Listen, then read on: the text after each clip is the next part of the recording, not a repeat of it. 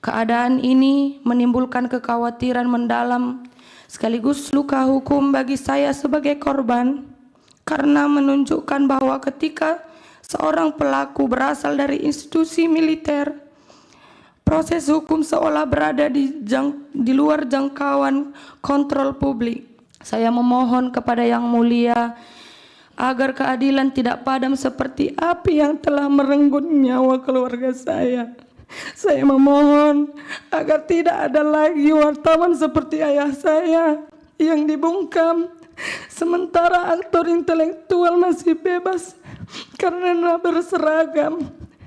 Saya berharap ke depannya setiap kasus yang terlibat atau diduga melibatkan oknum TNI tidak lagi dibedakan dengan orang sipil dan dapat diperiksa bersama-sama tanpa adanya perbedaan perlakuan di hadapan hukum, sehingga korban seperti saya dapat benar-benar merasakan keadilan.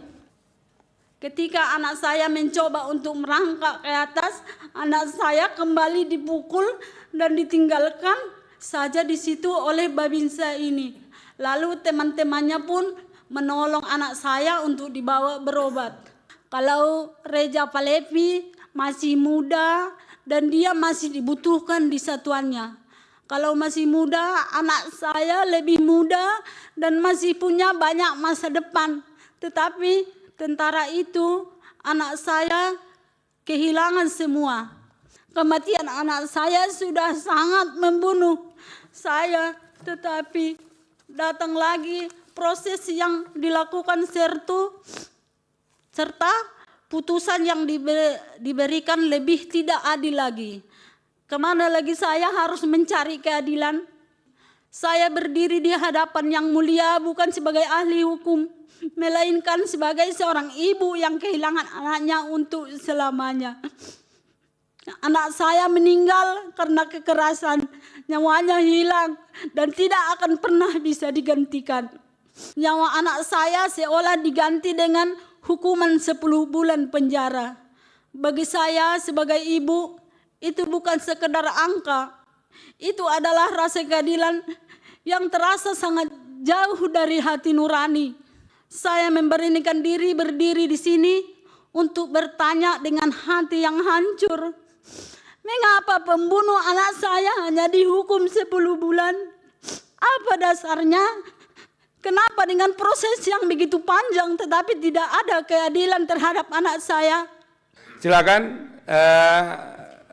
mau menyampaikan keterangan tentang apa? Tentang keluarga saya, majelis. Silakan, bagaimana? Perkenalkan, saya Eva Meliani Bru Pasaribu, anak dari almarhum Riko Sempurna Pasaribu, yang merupakan korban pembunuhan berencana dalam pembakaran terhadap seluruh keluarga saya di Kabupaten Karo, Sumatera Utara.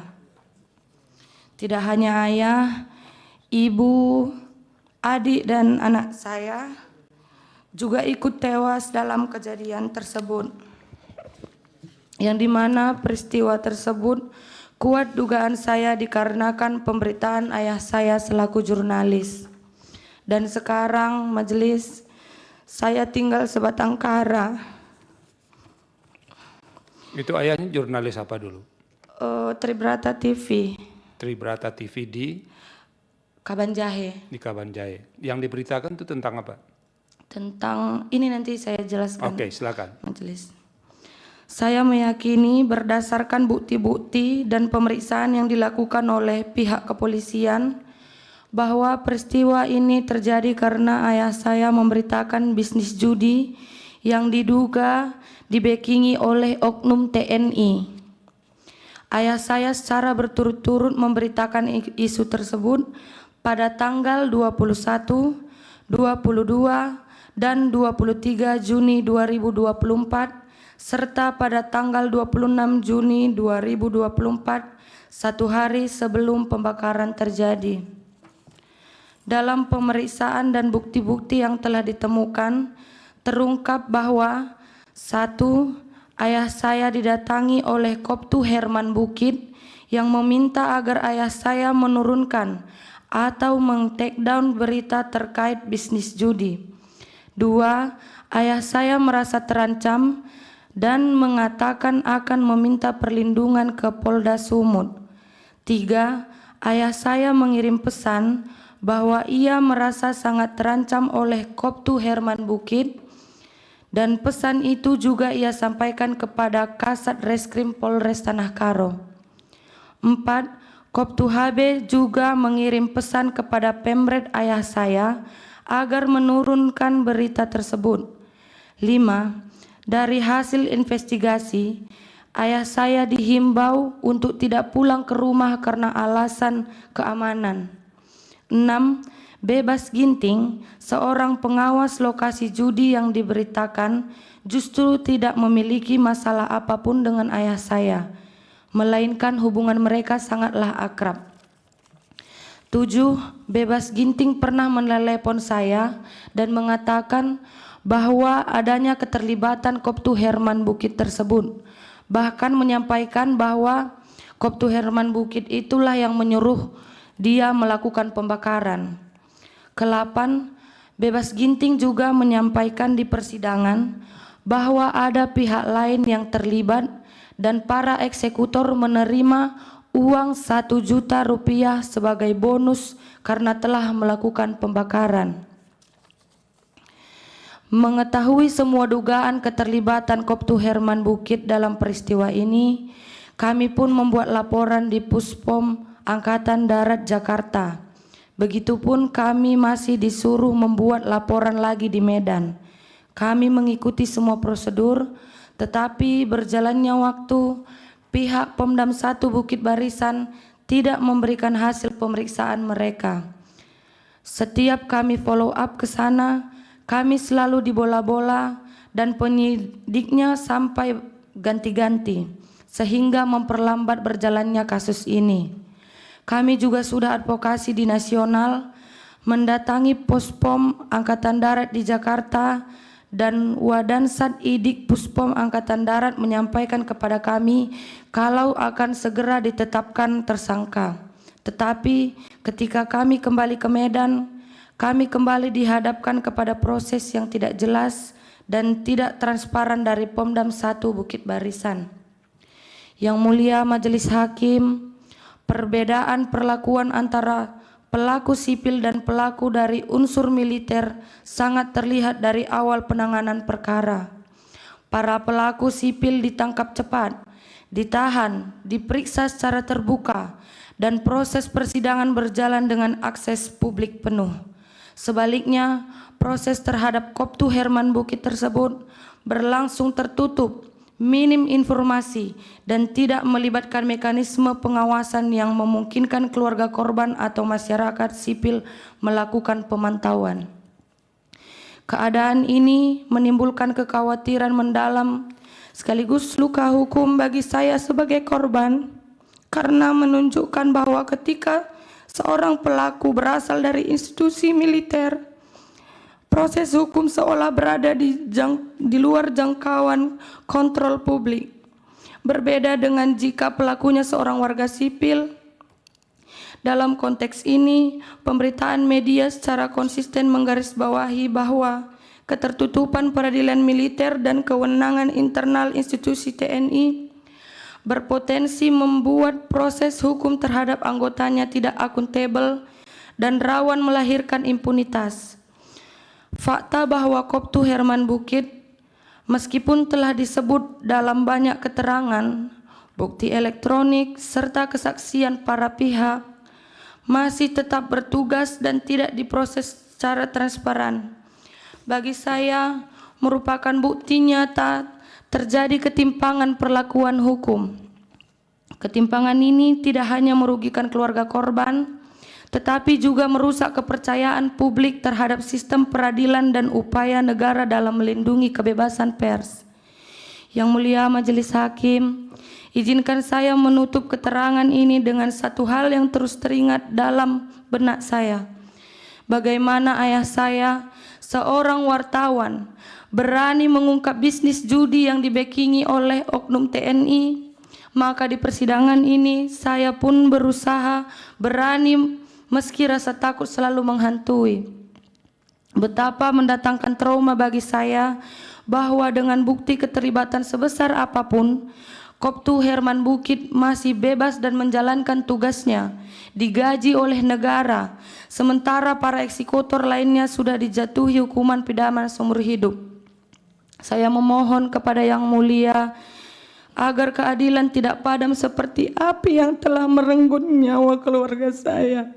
Saya memohon agar tidak ada lagi wartawan seperti ayah saya yang dibungkam, sementara aktor intelektual masih bebas karena berseragam. Saya berharap ke depannya setiap kasus yang terlibat atau diduga melibatkan oknum TNI tidak lagi dibedakan dengan orang sipil dan dapat diperiksa bersama-sama tanpa adanya perbedaan perlakuan di hadapan hukum, sehingga korban seperti saya dapat benar-benar merasakan keadilan. Karena ini adalah harapan terakhir saya, Yang Mulia.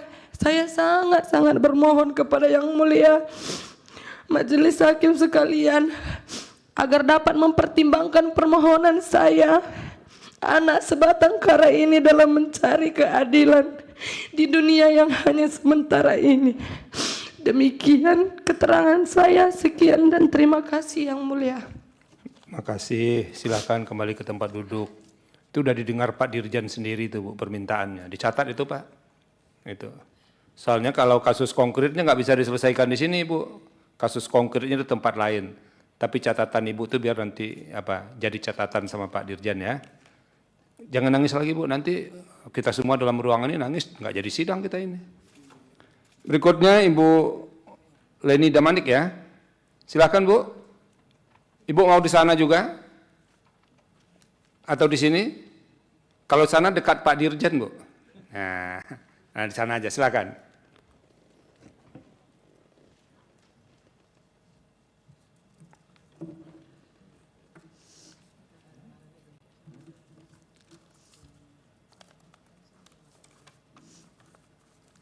Yang Mulia Ketua, Tolong mic-nya petugas direndahkan sedikit mic-nya biar udah, silakan Bu. Yang Mulia Ketua dan para hakim konstitusi serta hadirin sidang yang saya hormati. Perkenankan saya Leni Damani, ibu dari Michael Histon Sitanggang, anak umur 15 tahun yang meninggal dunia karena dianiaya TNI bernama Sertu Reza Falipi, yang kemudian TNI tersebut hanya dihukum 10 bulan.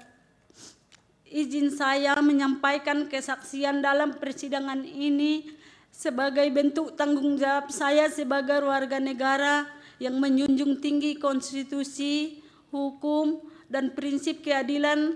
Kehadiran saya di hadapan Yang Mulia bukan untuk kepentingan pribadi maupun golongan tertentu, melainkan semata-mata untuk menyampaikan fakta dan atau pandangan yang saya ketahui, alami, dan pahami secara langsung sesuai dengan sumpah yang telah saya ucapkan.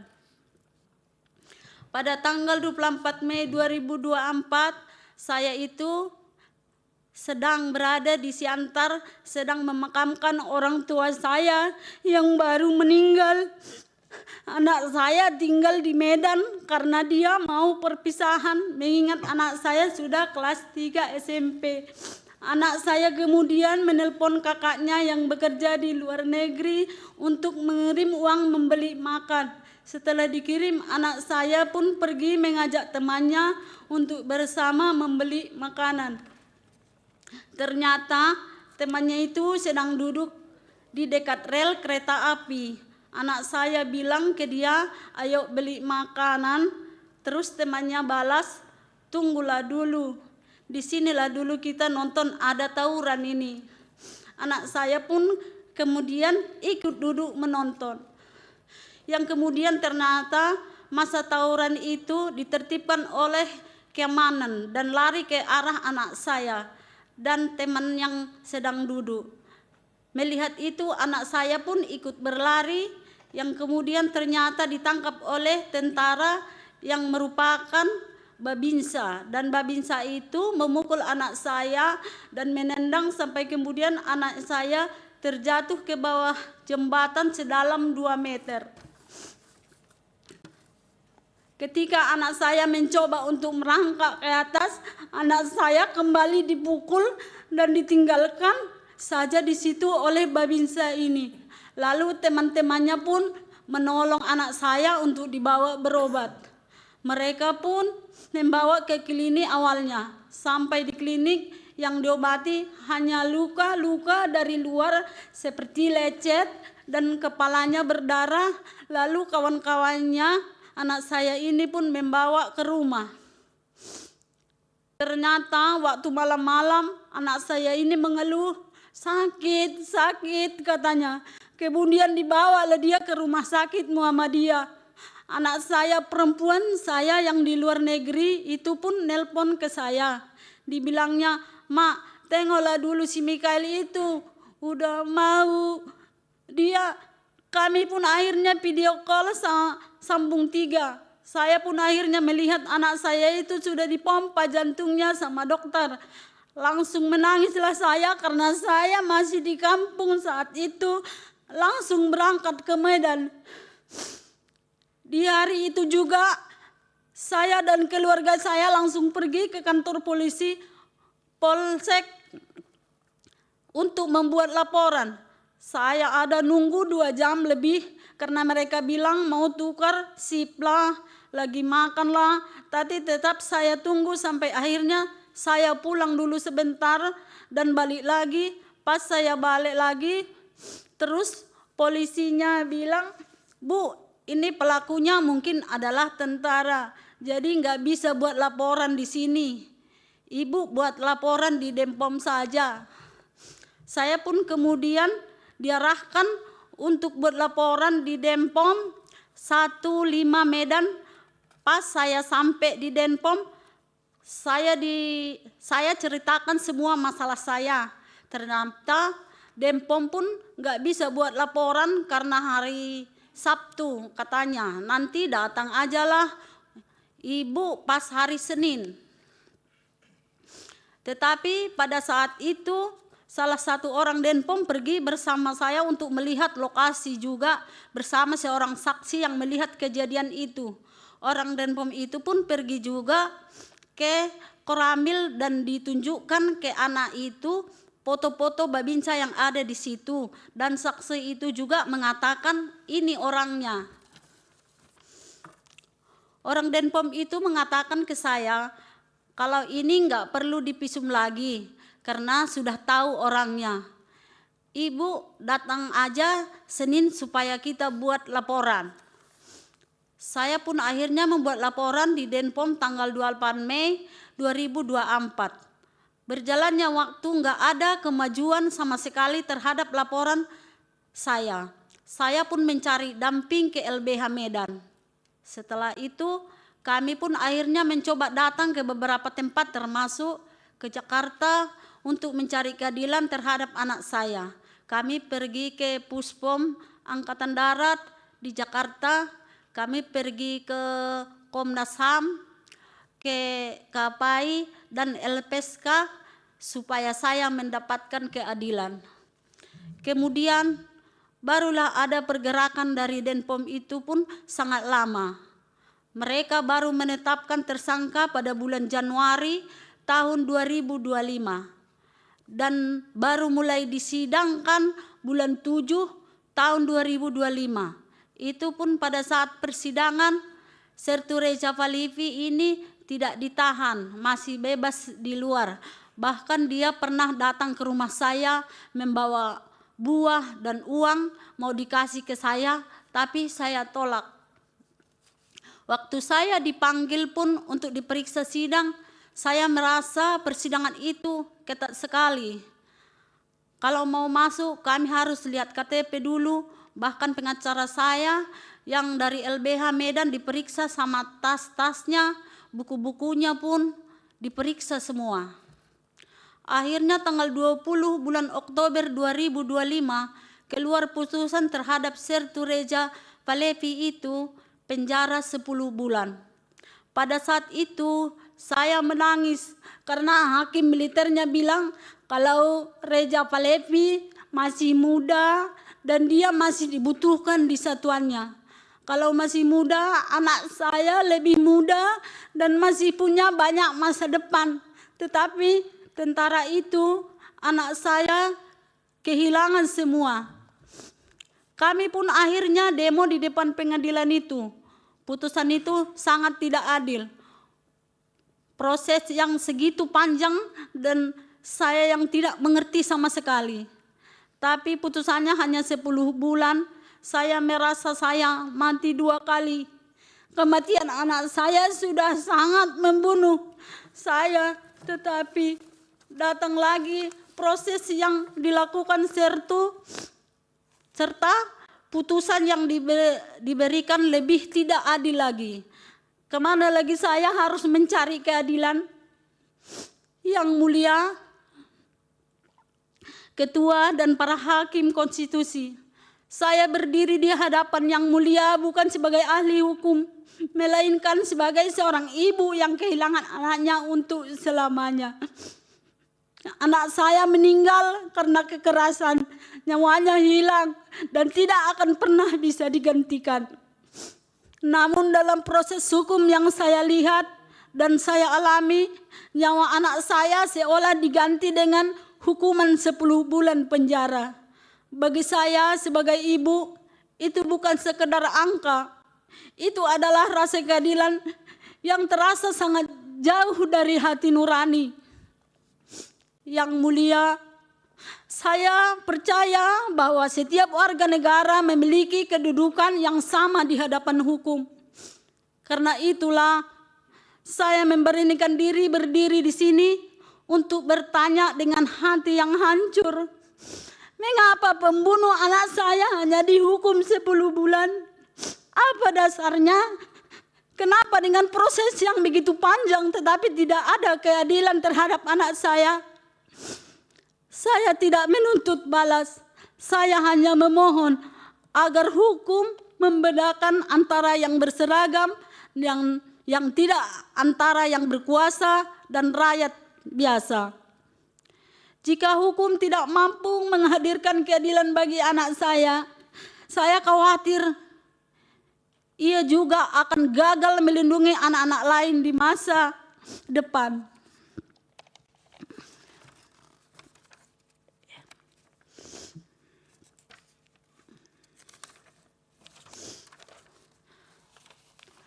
Dengan penuh hormat dan harapan terakhir, sebagai seorang ibu, saya menyerahkan perkara ini kepada kebijaksanaan yang mulia Majelis Hakim Konstitusi. Terima kasih.